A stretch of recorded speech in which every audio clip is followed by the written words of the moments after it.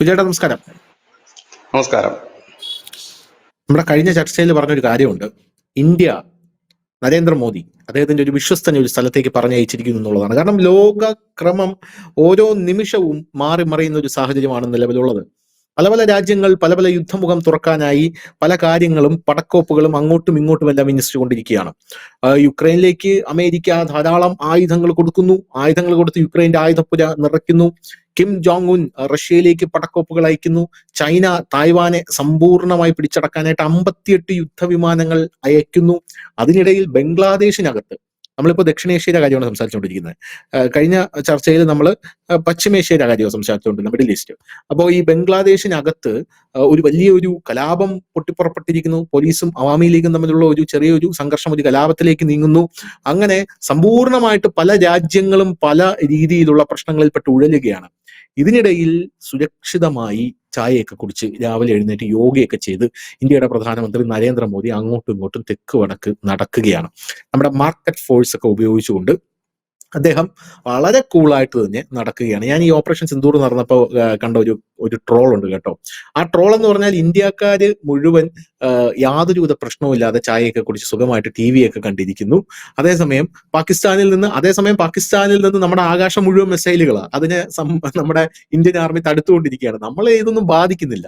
നമ്മൾ അങ്ങനെ പോകുന്ന ഒരു സാഹചര്യമുണ്ട്. പക്ഷേ നമ്മളത് ബാധിക്കുന്നില്ല എന്ന് പറയുമ്പോഴും ഇന്ത്യ ക്രമാനുഗതമായിട്ട് എന്താ പറയുക, നമ്മുടെ ഒരു പ്രതിരോധ സംവിധാനത്തെ വികസിപ്പിച്ചുകൊണ്ടിരിക്കുകയാണ്. നമ്മളത് ഓൾറെഡി എല്ലാത്തിലും പറഞ്ഞതാണ്. 1 ലക്ഷം കോടി രൂപയാണ് അതിർത്തിയിൽ ഇപ്പോൾ ഇന്ത്യ ഇറക്കാൻ പോകുന്നത്. പാകിസ്ഥാൻ അതിർത്തിയിലും ചൈനീസ് അതിർത്തിയിലും 1 ലക്ഷം കോടി. അതിന് പ്രതിരോധ മന്ത്രാലയം അംഗീകാരം നൽകി കഴിഞ്ഞു. 1 ലക്ഷം കോടി രൂപയുടെ സുരക്ഷയാണ് അവിടെ. 5000 കോടി മുടക്കി നമ്മുടെ നാവികസേനയെ നവീകരിക്കാൻ ഇന്ത്യൻ സർക്കാർ പ്രതിജ്ഞാബദ്ധമാണ് എന്നുള്ള ഒരു വാർത്ത കഴിഞ്ഞ ദിവസം കണ്ടിരുന്നു. പോരാത്തതിന് നമ്മുടെ വ്യോമസേനയാണ് നമ്മൾ ഏറ്റവും കൂടുതൽ നമ്മുടെ സർക്കാർ ഇൻവെസ്റ്റ് ചെയ്യാൻ പോകുന്ന ഒരു മേഖല എന്ന് പറയുന്നത്. ആ വ്യോമസേനയിൽ ഏറ്റവും കൂടുതൽ ഇത് നടക്കുന്നത് വ്യോമസേനയിലാണ്. ഏറ്റവും കൂടുതൽ നവീകരണം നടക്കുന്നത് വ്യോമസേനയിലാണ്. സുഖോയ് വിമാനങ്ങൾ വരുന്നു. TUM-160 ബോംബറുകൾ റഷ്യയിൽ നിന്ന് വരാനായിട്ട് പോകുന്നു. നമ്മുടെ തേജസ് വിമാനത്തിന്റെ എഞ്ചിൻ ഇപ്പോൾ നമ്മൾ തന്നെ സ്വന്തമായിട്ട് ഉത്പാദിപ്പിച്ച് കാവേരി എഞ്ചിൻ അത് റഷ്യയിൽ നിന്ന് ഇങ്ങോട്ട് കൊണ്ടുവരാനുള്ള ശ്രമം നടത്തുന്നു. നമ്മുടെ എയർ ഡിഫൻസ് സിസ്റ്റങ്ങൾ ഇന്നും ഒരു വാർത്തയുണ്ട്. എല്ലാ ദിവസവും ഇതിനെ സംബന്ധിച്ചൊരു വാർത്ത. ഇന്ത്യ മാരകായുധം വിജയകരമായി പരീക്ഷിച്ചു. 15,000 അടി ഉയരത്തിൽ നിന്ന് മിസൈൽ കൃത്യമായ ലക്ഷ്യത്തിലെത്തി എന്നുള്ളൊരു റിപ്പോർട്ട് പുറത്തുണ്ട്. ഇന്ത്യയുടെ പുതിയ എയർ ഡിഫൻസ് സിസ്റ്റമാണ്. ഇന്ത്യക്ക് ഇപ്പോൾ നിലവിൽ നമ്മൾ വിചാരിക്കുന്നത്, ഇപ്പോൾ അമേരിക്കയ്ക്ക് ഒരു ഗോൾഡൻ ഡോം, ഇറ്റലിക്ക് ഒരു മിലാഡ്, ഇസ്രായേലിനൊരു താഡ്, പിന്നെ ഒരു അയൺ ഡോം, പിന്നെ മറ്റേ പാകിസ്ഥാനുള്ള ചാത്തൻ സാധനം ഉണ്ടല്ലോ, മറ്റേ ചൈനയുടെ ആ സാധനം, ഇതെല്ലാം എല്ലാ രാജ്യങ്ങൾക്കും ഉള്ളപ്പോൾ നമുക്കുള്ളത് ഒരു S-400 ഉണ്ട്. അത് നമ്മുടെ റഷ്യയിൽ നിന്ന് മേടിച്ചതാണ്. പിന്നെ നമുക്കുള്ളത് ഒരു ആകാശ് എയർ ഡിഫൻസ് സിസ്റ്റം. അത് ഗംഭീര പടക്ക് സാധനമാണെന്നാണ് പറയുന്നത്. അതിന്റെ പരീക്ഷണം ഇപ്പൊ നടന്നുകൊണ്ടിരിക്കുക. പിനാക മിസൈൽസ് ഒക്കെ ഘടിപ്പിച്ച് നല്ല പടക്ക് സാധനമാണെന്നാണ് പറയുന്നത്. അത് പറയുമ്പോൾ എനിക്ക് ചെറിയ രോമാഞ്ചം വരും. പിന്നെ നമ്മളെ അടുത്ത എയർ ഡിഫൻസ് സിസ്റ്റം നമുക്ക് വരുന്ന കുഷ എന്ന് പറയുന്ന ഒരു എയർ ഡിഫൻസ് സിസ്റ്റം നമുക്ക് വരുന്നു എന്ന് പറയുന്നു. അത് ന്യൂക്ലിയർ വാർഹെഡിനെ വഹിക്കാൻ കഴിയുന്ന മിസൈലുകളെ പോലും തടയാൻ ശേഷിയുള്ളതാണെന്ന് പറയുന്നു. നമ്മുടെ സബ്മറൈൻസ് എന്നൊക്കെ പറഞ്ഞാല് ബിജേട്ടാ, ഈ ദക്ഷിണ ചൈന കടലിൽ നിന്ന് ചൈന ഇങ്ങോട്ട് കയറാതിരിക്കാനായി ബേ ഓഫ് ബംഗാളിലും അറേബ്യൻ സീയിലും സബ്മറൈൻസിൽ നിന്ന് ന്യൂക്ലിയർ വാർഹെഡ് വഹിക്കാനുള്ള മിസൈൽസിന്റെ പരീക്ഷണം നടന്നു. അപ്പൊ ഇത് കേൾക്കുമ്പോൾ ആൾക്കാർക്ക് തോന്നും ന്യൂക്ലിയർ വാർഹെഡ് ഇതൊക്കെ ഒരു പരീക്ഷണമാണോ എന്ന് തോന്നും. പക്ഷേ ഈ കപ്പലിൽ നിന്ന് മിസൈൽ പരീക്ഷണം നടത്തുക, ഞാൻ കഴിഞ്ഞ ദിവസം അതിനെക്കുറിച്ച് വിശദമായിട്ട് പഠിച്ചു കേട്ടോ. അപ്പൊ അതിനകത്ത് പറയുന്നത് ഈ കപ്പലിൽ നിന്ന് മിസൈൽ പരീക്ഷണം നടത്തുക എന്ന് പറയുന്നത് കരയിൽ നിന്ന് നടത്തുന്ന പോലെയല്ല. കരയിൽ നിന്ന് ഈ മിസൈൽ മുകളിലോട്ട് പറന്നു പൊങ്ങുമ്പോൾ ഒരു ഫോഴ്സ് താഴോട്ട് അപ്ലൈ ചെയ്യുന്നുണ്ട്. അത് നമ്മുടെ ഭൂമി താങ്ങും. പക്ഷെ കപ്പൽ അത് താങ്ങണമെന്നില്ല. അതിന് ഒരു സർട്ടൺ ശക്തി ആ പടക്കപ്പലിന് വേണം. ആ പടക്കപ്പൽ ഉണ്ടാക്കാനായിട്ട് നല്ല പൈസയാണ്. ഇങ്ങനെ രാജ്യങ്ങൾക്കൊന്നും അങ്ങനത്തെ കപ്പലുകൾ ഉണ്ടാക്കാൻ പറ്റില്ല. അപ്പോഴാണ് നമ്മൾ നിരന്തരം പാകിസ്ഥാനെ ഒന്ന് പേടിപ്പിക്കാനൊക്കെയാണ് നമ്മൾ മിസൈൽ അയച്ച് കളിച്ചുകൊണ്ടിരിക്കുന്നത് മുകളിലോട്ട്. അത് സബ്മറൈനിൽ ന്യൂക്ലിയർ വാർഹെഡ് നമ്മൾ ഘടിപ്പിക്കുന്നു എന്ന് വാർത്തയുണ്ട്. അപ്പൊ കഴിഞ്ഞ ദിവസം ഓപ്പറേഷൻ സിന്ദൂറിന് ശേഷം നരേന്ദ്രമോദിയുടെ മാസ്റ്റർ പ്ലാൻ എന്താണ് എന്ന ചോദ്യത്തിന് നരേന്ദ്രമോദി അദ്ദേഹത്തിന്റെ പൊളിറ്റിക്കൽ സെക്രട്ടറിയെ ബംഗളൂരുവിലുള്ള DRDOയുടെ ഇവിടേക്ക് അയച്ചിട്ടുണ്ട്. DRDOയുടെ ഓഫീസിലേക്ക് അയച്ചിട്ടുണ്ട്. അവിടെ നമ്മളെ കുറച്ച് ചിമിട്ടൻ സാധനങ്ങൾ, ഡോക്ടർ PK മിശ്രയാണ് അങ്ങോട്ട് ചെന്നത്. അവിടെ കുറച്ച് ചിമിട്ടൻ സാധനങ്ങൾ ഉൽപ്പാദിപ്പിക്കുന്നുണ്ട്. റഡാർ ഇലക്ട്രോണിക് യുദ്ധ സാങ്കേതിക വിദ്യയിൽ ശ്രദ്ധ കേന്ദ്രീകരിക്കുന്ന ഒരു DRDO ആണ് അവിടെ ഉള്ളത്. അതിന്റെ ഒരു ബ്രാഞ്ചാണ് അവിടെ ഉള്ളത്. ഈ ഇലക്ട്രോണിക് എന്ന് പറയുമ്പോൾ അതിനകത്ത് AI ഉണ്ട് എന്ന് നമുക്ക് എല്ലാവർക്കും അറിയാം. 400-ലധികം ആയുധങ്ങളും ഉപകരണങ്ങളും ഇറക്കുമതി പട്ടികയിൽ നിന്ന് നമ്മൾ നീക്കം ചെയ്തു. ഇതെല്ലാം ഇവിടെ ഉൽപ്പാദിപ്പിക്കാൻ പോവുകയാണ് എന്നുള്ള റിപ്പോർട്ടുകൾ പുറത്തു വരുന്നു. പോരാത്തതിന് ഹൈപ്പർസോണിക് മിസൈലുകൾ, സൂപ്പർസോണിക്കിൽ നിന്ന് ഹൈപ്പർസോണിക്കിലേക്ക് വരുന്ന ബ്രഹ്മോസ് 2 മിസൈൽ, അടുത്ത തലമുറയുള്ള എയർ സുപ്പീരിയോറിറ്റി AMCA സ്റ്റെൽത്ത് ഫൈറ്ററുകൾ അവിടെ വികസിപ്പിക്കുന്നതാണ്. Multi layer air defence system project Kusha, ഷോഡാറുകൾ, അതായത് തോളിൽ നിന്ന് പ്രവർത്തിക്കുന്ന മിസൈൽ സംവിധാനമാണ് ഷോഡാർ എന്ന് പറയുന്നത്. നമ്മുടെ തോളിൽ വെച്ചിട്ട് ഇങ്ങനെ ചെയ്യൂലേ ഒരു സാധനം ഉണ്ടല്ലോ, അതാണ് ആ സംഭവം എന്ന് പറയുന്നത്. സ്മാർട്ട് പ്രസിഷൻ ആയുധങ്ങൾ, രുദ്രം 2, രുദ്രം 3, ഇലക്ട്രോണിക് യുദ്ധരംഗത്ത് ഇന്ത്യക്ക് ശക്തി പകരാനുള്ള ക്ലോസ് ലേസർ സിസ്റ്റം. ഈ ലേസർ സിസ്റ്റം എന്ന് ഞാൻ ആദ്യമായിട്ട് കേൾക്കുന്നത് നമ്മുടെ ഈ ഹൂത്തികളെ തടയാനായിട്ട് ജർമ്മനി ഒരു വിമാനം അവിടെ ഇതിട്ടിട്ടുണ്ടായിരുന്നു, ഒരു മറ്റേ സർവേലൻസിന് ഇട്ടിട്ടുണ്ടായിരുന്നു. അപ്പൊ ചൈന തങ്ങളുടെ ലേസർ സിസ്റ്റം ഉപയോഗിച്ച് ആ വിമാനത്തിന് താഴെ ഇറക്കി എന്നുള്ള ഒരു വാർത്ത നമ്മൾ കൊടുത്തിട്ടുണ്ടായിരുന്നു. അപ്പൊ ഞാൻ വിചാരിച്ചു ചൈനയ്ക്കൊക്കെ ഇത്രയും വലിയ സെറ്റപ്പ് ഒക്കെ ഉണ്ടല്ലോ എന്ന് വിചാരിച്ച് ഇപ്പുറത്തോട്ട് വന്നപ്പോൾ കാണാം ഇന്ത്യ ക്ലോസ് എന്ന് പറയുന്ന ലേസർ സിസ്റ്റം ഇവിടെ ഇത് വികസിപ്പിച്ചുകൊണ്ടിരിക്കുകയാണ്. അങ്ങനെ ഓപ്പറേഷൻ സിന്ദൂറിന് ശേഷം നമ്മുടെ അതിർത്തിയിൽ നിന്ന് എവിടെ നിന്ന് അറ്റാക്ക് വന്നാലും ഒരു കൃത്യമായിട്ടുള്ള ഡിഫൻസ് ചെയ്യാനുള്ള സാധനങ്ങൾ നമ്മൾ റെഡിയാക്കി സമ്പൂർണ്ണമായിട്ട് വച്ചിരിക്കുകയാണ്. എന്തിനാണ് ഇത്രയും സ്പീഡിൽ നമ്മൾ ഇതിങ്ങനെ ചെയ്യുന്നത്? വളരെ സ്പീഡിലാണ് ഇന്ത്യ ഇത് ചെയ്തുകൊണ്ടിരിക്കുന്നത്. അതാണ് ചോദ്യം. എന്തിനാണ് ഇത് ചെയ്യുന്നത്? നമ്മളെ ആരാണ് അറ്റാക്ക് ചെയ്യാൻ പോകുന്നത് ഇപ്പോ? അതെ, നമ്മൾ അറ്റാക്ക് ചെയ്യാൻ പോവുകയാണോ? ഈ ധനുഷ് ഈ ക്ലോസ് ഇതിന്റെ കാര്യം പറഞ്ഞപ്പോഴാണ്, ആ ഒരു വെപ്പൺ ലേസർ രശ്മിയുള്ള കാര്യം പറഞ്ഞപ്പോഴാണ് ഈ F-35 ബന്ധപ്പെട്ട് ഇങ്ങനെ ഒരു തിയറി ഉണ്ട് ഇപ്പൊ ഓൾറെഡി അന്തരീക്ഷത്തിൽ. നമ്മള് അതായത് അത് പറയുന്ന തിയറി ബ്രിട്ടന്റെ ഷിപ്പിൽ നിന്ന് നമ്മുടെ ഇന്ത്യൻ ബോർഡറിലേക്ക് ഇവരുടെ ഇത് ആരും റഡാറിലൊന്നും പിടിക്കത്തില്ലെന്നാണല്ലോ പറയുന്നത്. F-35 അങ്ങനെ പൊങ്ങിയപ്പോൾ ഈ സിസ്റ്റം വെച്ചിട്ടാണ്, ധനുഷ് ഇപ്പൊ പറയുന്ന സിസ്റ്റം വെച്ചിട്ടാണ് നമ്മുടെ രാജ്യം അതിനെ ജാം ചെയ്തതെന്നാണ് പറയുന്നത്. പിന്നെ ഇവന് പൊങ്ങാൻ പറ്റിയിട്ടില്ല, മുമ്പോട്ട് വലിയ ദൂരം അധികം പറക്കത്തുമില്ല, അവിടെ ജാമായി പോയി എന്നാണ് പറയുന്നത്. അത് കേട്ട വേറൊരു തിയറിയല്ലേ സത്യമാണ്. ഞാൻ വേറൊരു സംഭവം എന്താ അറിയോ, ഇന്ത്യൻ നാവികസേനയുടെ അല്ലെങ്കിൽ അത് നന്നാക്കാനുള്ള F-35 ഒരു ഇന്ത്യയിൽ നിന്നുള്ള സ്ക്രൂ ഡ്രൈവർ പോലും അവർ ഉപയോഗിച്ചിട്ടില്ല എന്നാണ് മനസ്സിലാകുന്നത്. അവർക്ക് അത്ര പേടിയാണ് നമ്മളെ. ഒരു സ്ക്രൂ ഡ്രൈവർ പോലും വാങ്ങിച്ചിട്ടില്ല നമ്മുടെ കയ്യിൽ നിന്ന്. ഇങ്ങനെയാണ് അത് കേൾക്കുന്നത്. ഇപ്പൊ ഇതിനകത്ത് ഇപ്പൊ നമ്മളിപ്പോ മനസ്സിലാക്കേണ്ട ഒരു കാര്യം, ഇപ്പൊ നമ്മൾ കഴിഞ്ഞ ഒരു എപ്പിസോഡിൽ, നമ്മുടെ കഴിഞ്ഞ ചർച്ചയിൽ നമ്മൾ പറഞ്ഞൊരു കാര്യം, പശ്ചിമേഷ്യയുടെ സംഘർഷത്തിന് പുതിയ മുഖങ്ങളാണെങ്കിൽ ഇപ്പോൾ അത് ദക്ഷിണേഷ്യയിലേക്ക് അത് വ്യാപിക്കുന്നു എന്ന് തന്നെ നമുക്ക് പറയേണ്ടി വരും. ദക്ഷിണേഷ്യയിൽ മാത്രമല്ല, കിഴക്കൻ ഏഷ്യയിലേക്കാണ് അതിന്റെ ഒരു എയിം പോകുന്നത്, ഒരു മുഖം പോകുന്നത് കിഴക്കൻ ഏഷ്യയിലേക്കാണ്. മറ്റൊന്ന്, ഇപ്പോൾ നടക്കുന്ന പ്രധാനപ്പെട്ട നീക്കങ്ങൾ, കഴിഞ്ഞ ദിവസം നടന്നത് ഈ നമ്മുടെ ബംഗ്ലാദേശിൽ അവാമി ലീഗ് നടത്തിയ ഒരു റാലി, അതായത് പിന്നെ സുരക്ഷാ സൈന്യം വെടിവെക്കുകയും 4 പേർ കൊല്ലപ്പെടുകയും പിന്നെ അതൊരു വലിയ കലാപമായി മാറിക്കൊണ്ടിരിക്കുന്നു. ഇപ്പോഴും ആ കലാപം കെട്ടടങ്ങിയിട്ടില്ല എന്നുള്ള വിവരമാണ് ധാക്ക മാധ്യമങ്ങൾ നൽകുന്നത്. മറ്റൊന്ന് എന്ന് പറയുമ്പോൾ, ഇന്ത്യ ഒരു മാസീവ് നീക്കം ഇപ്പോൾ പഹൽഗാമുമായി ബന്ധപ്പെട്ട് കാശ്മീരിൽ നടത്തുന്നുണ്ട്. വിവിധ ഇടങ്ങളിൽ, വിവിധ താഴ്വരകളിൽ വലിയ നീക്കം, അത് രഹസ്യ സ്വഭാവമുള്ള ഒരു നീക്കം ഇന്ത്യൻ സേന നടത്തുന്നു എന്നാണ് പുറത്തു വരുന്നത്. അത് അരിച്ചു പെറുക്കിയുള്ള ഒരു വലിയ റെയ്ഡാണ് നടക്കുന്നത്. അതെനിക്ക് തോന്നുന്നത് ഏതാനും മണിക്കൂറുകൾ കഴിയുമ്പോൾ എല്ലാ മാധ്യമങ്ങളും അതിന്റെ ഡീറ്റെയിൽസ് നൽകുമെന്ന് ഞാൻ പ്രതീക്ഷിക്കുന്നു.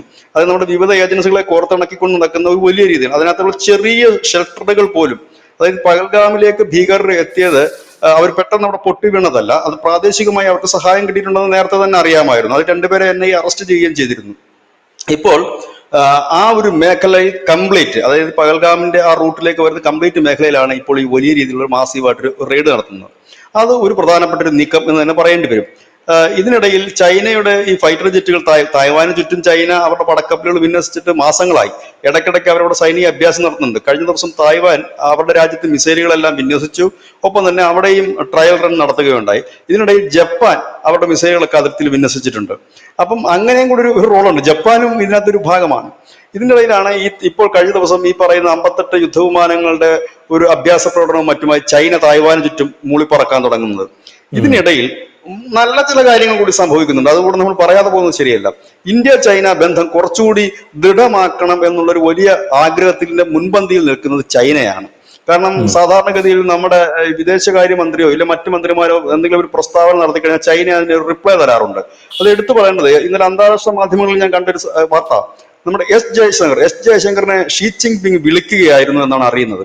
അതായത് അങ്ങനെ ഒരെണ്ണം നമ്മൾ മുമ്പ് പറഞ്ഞിരുന്നു, ഇത് അദ്ദേഹത്തിന്റെ അജണ്ടയിലില്ല. കാരണം ഒഫീഷ്യലായിട്ട് അറിയാൻ കഴിയുന്ന അജണ്ടയിലുള്ളത് അദ്ദേഹം ഈ ഉച്ചകോടിയിൽ പങ്കെടുക്കുന്നു, ഒപ്പം ചൈനീസ് വിദേശകാര്യമന്ത്രി വാങ്വിയുമായിട്ട് കൂടിക്കാഴ്ച നടത്തും. അതൊരു രഹസ്യ സ്വഭാവമുള്ള കൂടിക്കാഴ്ചയാണ്. പക്ഷെ അപ്രതീക്ഷിതമായിട്ട് ഈ എസ് ജയശങ്കറിനെ ഷീ ജിൻപിങ് വിളിച്ചു വരുത്തുകയായിരുന്നു എന്നാണ് പറയുന്നത്, കാണാനായിട്ട്, കൂടിക്കാഴ്ചയ്ക്കായിട്ട്. രാവിലെ ആണ് ആ ഇൻഫർമേഷൻ കിട്ടുന്നത്. അദ്ദേഹം പോയിക്കൊണ്ട് അവിടെ വെച്ച് അദ്ദേഹം വളരെ ഓപ്പൺ ആയിട്ട് തന്നെ പറഞ്ഞു, ഭീകരവാദത്തിനെതിരെ ഞങ്ങൾക്ക് വിട്ടുവീഴ്ചയില്ല, ആ വിഘടനവാദത്തിനെതിരെ വിട്ടുവീഴ്ചയില്ല, ഞങ്ങൾ അതിനകത്ത് സീറോ ടോളറൻസ് നയമാണ് ഞങ്ങൾ അത് ആക്രമിക്കും എന്ന് കൃത്യമായ ഒരു സന്ദേശം നൽകിയുണ്ട്. അത് അവിടെ മാത്രമല്ല അദ്ദേഹം സന്ദേശം നൽകിയത്, ആ ഉച്ചകോടിക്കിടയിൽ പലവട്ടം അദ്ദേഹം അത് ഉറക്കെ പറയുകയുണ്ടായി. ഉച്ചകോടിയിൽ പങ്കെടുത്തവരുടെ മുമ്പിൽ അത് പറയുകയുണ്ടായി, മാധ്യമങ്ങളുടെ മുമ്പിൽ പറയുകയുണ്ടായി. അത് എവിടെ വെച്ചാണെന്ന് നമ്മൾ നോക്കണം. ബീജിംഗിലാണ്, ചൈനയിൽ വെച്ചാണ് അത് പറയുന്നത്. ചൈനയിൽ വെച്ച് നമ്മുടെ വിദേശകാര്യമന്ത്രി ഉറക്കെ പറയുകയാണ്, ഞങ്ങൾക്ക് ഇതിനകത്തൊരു കോംപ്രമൈസ് ഞങ്ങളില്ല, ബാക്കി വരുന്നിടത്ത് വെച്ച് കാണും, ഇത് ഇല്ല എന്ന് പറയുന്നു. അടിയിൽ കോംപ്രമൈസ് ഇല്ല എന്ന് പറയുന്നു. അങ്ങനെ പരസ്യമാണ്. സാധാരണഗതിയിൽ അത് ചൈന അതിന് അപ്പൊ തന്നെ അവരുടെ ഗ്ലോബൽ ടൈംസ് ഒക്കെ മുഖപത്രം ഇത് എഴുതേണ്ടതാണ്, അവരുടെ എഡിറ്റോറിയൽ എഴുതേണ്ടതാണ്, ഇതാണ് ഞങ്ങൾ അങ്ങനെയാണ് ഇങ്ങനെയാണെന്ന്. പക്ഷെ ഒന്നും ചെയ്തില്ല. മറ്റൊരു കാര്യം അറിഞ്ഞത്, ഈ ചൈന മുൻപോട്ട് വെച്ചൊരു നിർദ്ദേശം, നമ്മൾ തമ്മിലുള്ള സംഘർഷം, അതായത് ഇന്ത്യ ചൈന സംഘർഷം വ്യാപാര ബന്ധത്തെ ബാധിക്കരുത്, വ്യാപാര ബന്ധം വേറെ, ഇത് വേറെ. അപ്പോൾ ജയശങ്കർ കൊടുത്ത മറുപടി, ഞങ്ങൾക്ക് ഇതെല്ലാം ഒന്ന് തന്നെയാണ്, അതായത് അക്രമത്തിന്റെ അവരുമായി ഞങ്ങൾക്ക് കച്ചവടം ചെയ്യാൻ കഴിയില്ല, അത് ഞങ്ങളുടെ പോളിസിയാണ് എന്ന് പറഞ്ഞു. അതിനും ഷീ ജിൻപിങ് മറുപടി പറഞ്ഞില്ല എന്നാണ് പറയുന്നത്. അതിനുശേഷമാണ് ഇത് ത്വരിതഗതിയിലായത്. അതായത് അടിക്കടി മീറ്റിങ്ങുകൾ കൂടുന്നതിനെ കുറിച്ചും അങ്ങോട്ടും ഇങ്ങോട്ടും ട്രേഡിങ്ങിനെ എന്നിട്ട് ചൈനീസ് മുഖപത്രം ഗ്ലോബൽ ടൈംസ് വലിയൊരു ലേഖനം തന്നെയാണ് പ്രസിദ്ധീകരിച്ചിരിക്കുന്നത്. അവരതിൽ പറയുന്ന എടുത്തു പറഞ്ഞ കാര്യം, ലോകത്തിലെ തന്നെ 2 വൻ ശക്തികളാണ് ഇന്ത്യയും ചൈനയും, ഒരുമിക്കേണ്ട കാലം കഴിഞ്ഞിരിക്കുന്നു, ഒരുമിച്ച് മുന്നേറുന്നതാണ് 2 രാജ്യങ്ങൾക്കും ഗുണം. അതായത് ഏറ്റുമുട്ടലിന്റെ പാതയല്ല, പരസ്പരം സഹകരിച്ച് മുൻപോട്ട് പോകണം. ഇനി തർക്കമുള്ള വിഷയങ്ങൾ എത്രയും പെട്ടെന്ന് പരിഹരിക്കാനുള്ള നീക്കങ്ങൾ 2 കൂട്ടരും വിശ്വാസത്തിലെടുത്ത് മുൻപോട്ട് പോകണം എന്ന് പറയുന്നത് ചൈനയുടെ മുഖപത്രമായ ഗ്ലോബൽ ടൈംസ് ആണ്. അത് നമ്മൾ ശ്രദ്ധിക്കേണ്ട കാര്യമാണ്. അതായത് എന്തുകൊണ്ടാണ് ചൈന ഈ ധൃതി പിടിച്ച് ഈ ഒരു നീക്കത്തിന് മുൻകൈ എടുക്കുന്നതെന്ന് വെച്ചാൽ കാര്യം സിമ്പിൾ ആണ്. കാരണം ഏത് നിമിഷവും ചൈന തായ്വാനെ ആക്രമിക്കും. ചൈന ആക്രമിക്കുക എന്ന് പറഞ്ഞാൽ ചൈനയുടെ ഫുൾ സ്ട്രെങ്ത് അത് എടുക്കേണ്ടി വരും. തായ്വാൻ എന്ന് പറഞ്ഞാൽ അവരുടെ ഒരു ചെറിയ പ്രവിശ്യ ആയിരുന്നു. അപ്പോൾ അത് ഒരു ചെറിയ രാജ്യമാണ്. പക്ഷെ അവിടെ അല്ല പ്രശ്നം. അത് അമേരിക്കയെ പിന്തുണയ്ക്കുന്ന നാറ്റോ സഖ്യവുമായിട്ടാണ് ചൈന അവിടെ ഏറ്റുമുട്ടേണ്ടത്. തായ്വാൻ അല്ല. തായ്വാൻ ഒരു എയിം മാത്രമാണ്, പക്ഷെ ഇല്ലെങ്കിൽ അവിടെ ഒരു ടാർഗറ്റ് മാത്രമാണ്. പക്ഷെ അവിടെ അവർ ഏറ്റുമുട്ടേണ്ടി വരുന്നത് ഈ ഉള്ള വാർഷിപ്പുകളോടും അമേരിക്കയുടെ ഫൈറ്റർ ജെറ്റുകളോടുമാണ് ഏറ്റുമുട്ടുന്നത്. അപ്പൊ എന്ത് പറ്റും? ചൈനയെ സംബന്ധിച്ച് അവർ തായ്വാൻ പിടിക്കാൻ ഇറങ്ങിയാൽ അത് ഈസി അല്ല. നമ്മൾ വിചാരിക്കുമ്പോൾ, നമ്മൾ ഈ ഭൂപടം എടുത്ത് നോക്കുമ്പോൾ തായ്വാൻ ഒരു കുഞ്ഞൻ രാജ്യം, അങ്ങനെ വലിയ സൈനിക ശക്തിയൊന്നുമല്ല. ചൈന ഒരു വമ്പൻ രാജ്യം, വലിയ സെറ്റപ്പുള്ള രാജ്യമാണ്. പക്ഷെ ഇവർക്ക് തായ്വാൻ പിടിക്കുക അത്ര എളുപ്പമുള്ള കാര്യമല്ല. കാരണം അമേരിക്ക പൊന്നുപോലെ കൊണ്ടു നടക്കുന്ന ഒരു രാജ്യമാണ് ഈ തായ്വാൻ എന്ന് പറയുന്നത്. എന്തിനേറെ പറയുന്നത്, അവിടെ ഉള്ളവർക്ക് അമേരിക്ക കുടിയേറുന്നതിന് ഒരുപാട് ഇളവുകളും ഉണ്ട്, വിസയൊക്കെ പെട്ടെന്ന് അവർക്ക് കിട്ടുന്നതൊക്കെ.